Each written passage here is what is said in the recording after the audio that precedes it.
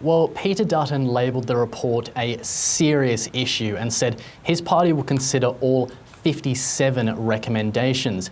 He cautioned Prime Minister Anthony Albanese and Government Services Minister Bill Shorten against what he described as glee and accused the pair of politicising the issue since day one. He said when the problems with the Robodebt scheme were raised, the program was stopped immediately, something the Commissioner, Catherine Holmes, said was untrue in her findings. With regards to his former coalition ministers, Stuart Robert and Alan Tudge, he said they had every right to reject the findings made against them and pointed to the presumption of innocence in Australia. He wouldn't comment on whether former Prime Minister Scott Morrison, of which the report was scathing of, should resign, instead pointing to Mr Morrison's statement from yesterday in which he also rejected the findings against him.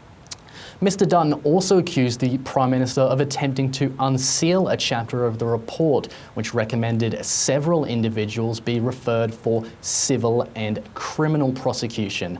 To the hundreds of thousands of Australians affected by Robodebt, Mr Dutton had this to say. I'm sorry to those people that have been adversely affected. I truly am.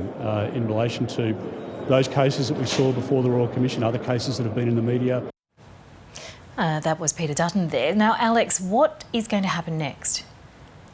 Well, Bill Shorten said yesterday that the government will take time to consider the recommendations, but not too much time, suggesting the government wants to get on with this. He said they'll have some news on this front in the next year, or later this year rather.